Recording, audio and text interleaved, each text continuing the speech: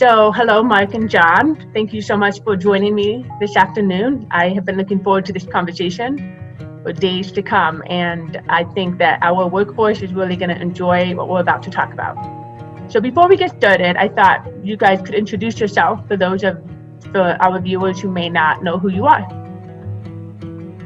I'm John Taylor. I was the CEO of the Developmental Disability Center, the Boulder County Board for Developmental Disabilities, now known as Imagine, from 1983 until I retired in 2008. And I'm now retired down here in Arizona. I'm Mark Emery, and I started the same year John became the CEO in 1983 and worked through a variety of jobs and was CEO for the last 10 years that I was with Imagine. I was there about 35 years and just got done last June. And I was selected to succeed you, Mark, as Imagine's new CEO. So it's really exciting for me to get a chance to talk with both of you today, the two former CEOs of Imagine, and have a conversation about leadership through adversity. Everybody knows we're going through a pandemic right now, and the impact of the pandemic are far-reaching and long-lasting. And being a new CEO, I knew that I would be faced with some extraordinary challenges this year and how to lead an organization to be successful and meet our mission every day. The pandemic had brought a whole new level of challenge to the table and really is pushing me to the limit in terms of what great leadership looks like. And so I'm hoping that over the course of our conversation today, you'll be able to share some of the things that you guys learned and the lessons that maybe we can share back with our leadership and with me in terms of leading through challenges. Reflecting back on your time as CEO of Imagine, and maybe some times that were particularly challenging. When thinking about those situations, what did you do at that time to cope? So not actually problem solve, but in terms of cope with the challenges of the situation. I came up with, there were four that stuck out to me, 4 events in 10 years that were, there was always events that were unpleasant, but 4 in particular that were not within our control. 3 of them were, all 4 were financial issues that we had to, the challenges we had to mitigate.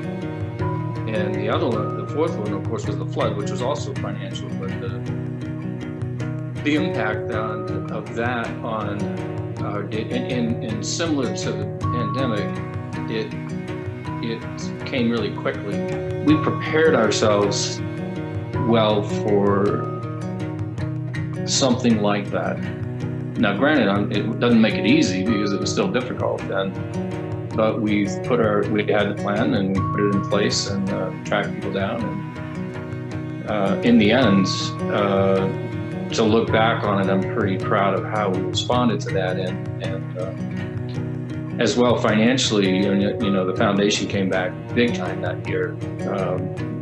So there was a lot of effort on all kinds of different levels of the company, which I think was something to look back on and say worked well. And Mark, follow-up question there. So I remember going back to the floods.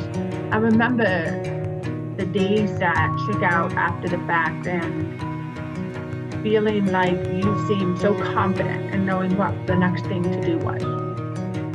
Did you feel as confident as you looked? Yes, I felt that we were so well prepared for that, and I'll explain why. The last 2 years John was CEO, one of those last 2 years he directed me to write a disaster preparedness plan, and I think we had to do that as a result of 9/11. And the state and everybody was on board with disaster preparedness at the time, and it helped to write that for me to understand the difference between an emergency and a disaster, knowing what the likely disasters were going to be.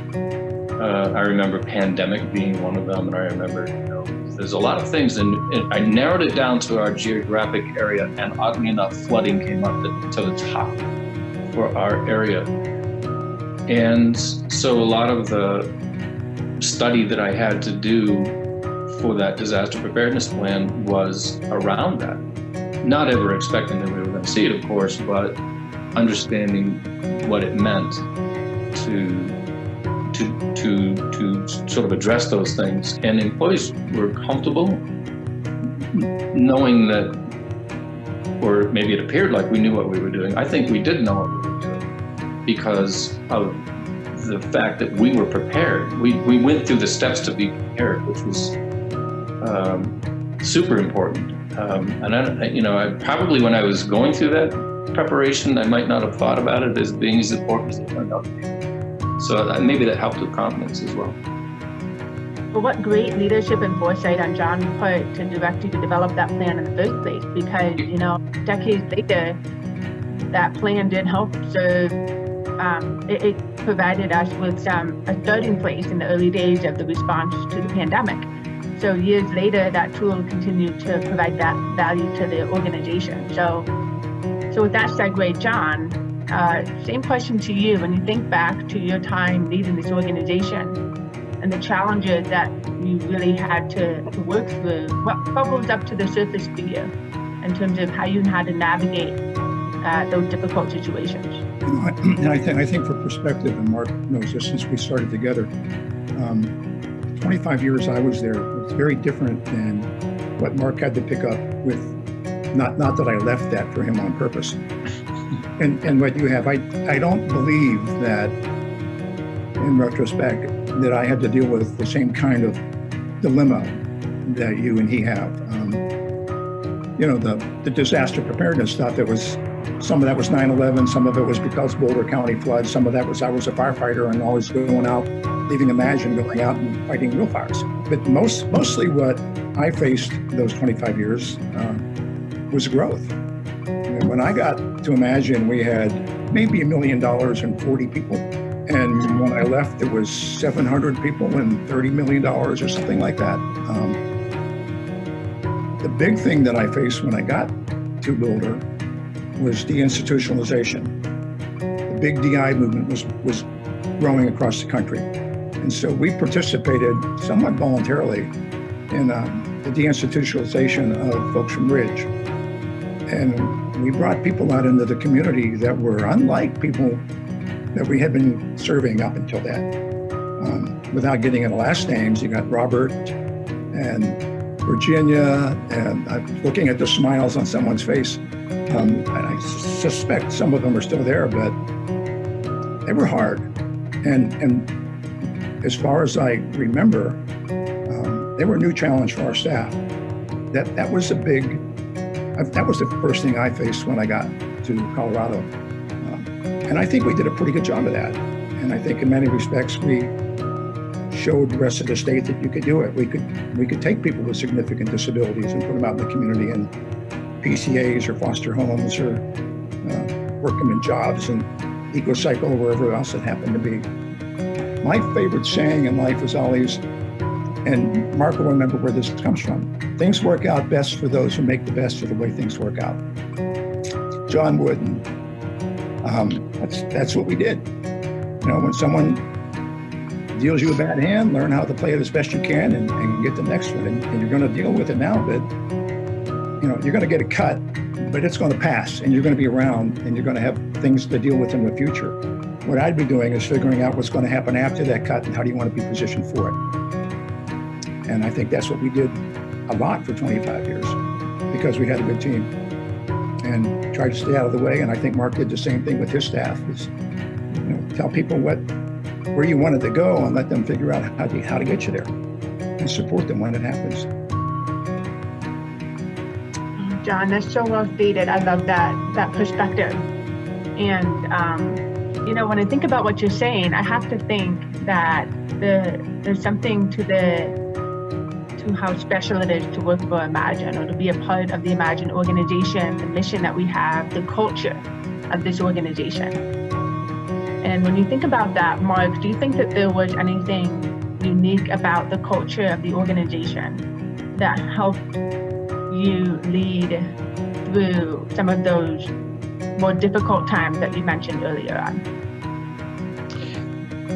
Certainly, there's probably 2 or 3 things that come to mind. One of them was brought to my attention. It's not that we didn't know it, but imagine collectively had better knowledge of the service industry in Colorado and probably across the United States than any other person or entity in the state. And I was told that by somebody who was not working for Imagine, by somebody outside of us, saying the knowledge and it's because we did our homework, and I think that had a lot to do with a lot of the culture inside of Imagine was doing our homework and always expecting something else.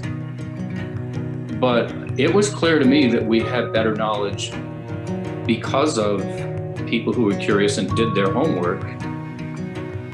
So that culture went deep into Imagine's culture, the idea that we would do our homework and we were always looking for what's next down the road. And I think to help with our workforce, when I would have conversations with them, I would make sure that they knew that we knew what we were talking about.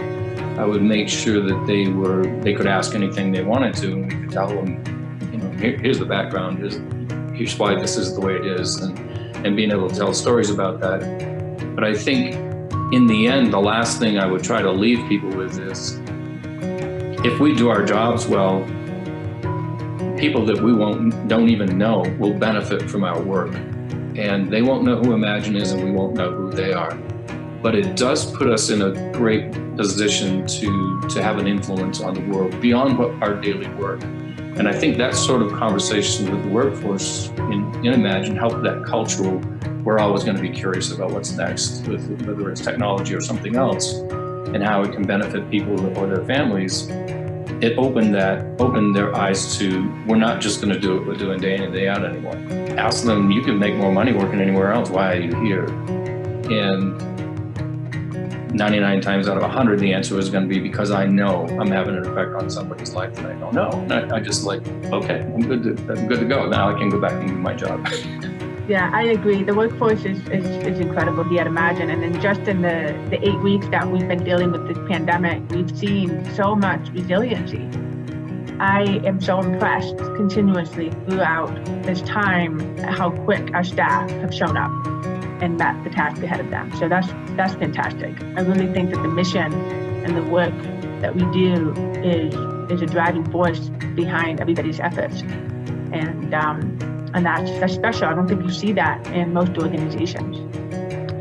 And that, I think, brings me to my last question for you two gentlemen, is what advice would you leave with me as I think about how to lead this company through the pandemic in the years to come?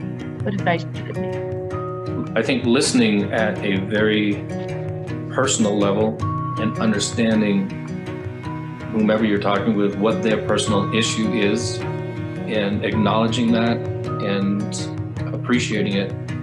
And people with disabilities want the same opportunities that everybody else has. And right now, that opportunity is to also, safer at home. You can't get to do everything you want to. Nobody's getting to do everything you want to. So don't expect more because you have a disability than what everybody else has to do. But at the same time, we're here to create those opportunities. So I think a lot of it right there is in that communication. The other thing I'd be careful of right now with the pandemic is, I think this is still the case. It will pass. And the more I think people get all hung up on, woe is me, it's so bad, what the hell are they going to do? That message just gets pervaded through the company.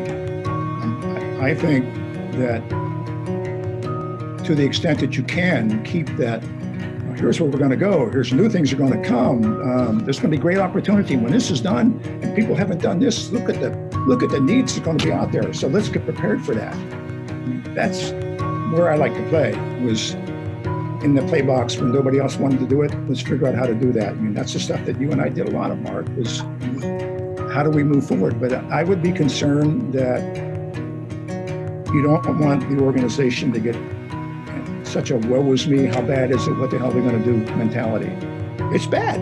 Admit it, it's bad, but it's going to be better. So how are we going to be prepared for it when it's better? That's what I'd be doing. That is fantastic. I really appreciate that. And you're right. I mean, and that's resilient thinking. Most things that are bad don't stay bad forever. There's a day where the sun comes out again and things are good again. So I appreciate it. That's a great. Well, Mike and John, I just want to thank you both again for taking time to chat with me this afternoon. It's been really fun for me, and I picked up some new lessons and things to keep in mind as the next weeks and months are to come. And in the spirit, John, of your advice, I have to think about the future, and things will be good again, and it's not all bad, and there's plenty of opportunity, right? There's plenty of opportunity ahead of us to do great things on behalf of people with IDD in this community. And you guys both have such tremendous reputations and legacies that you left behind as CEOs. It's such an opportunity for me to be able to speak with both of you. So I want to thank you again for your time. I appreciate it. You're too kind. All right. Thanks, guys. I appreciate it.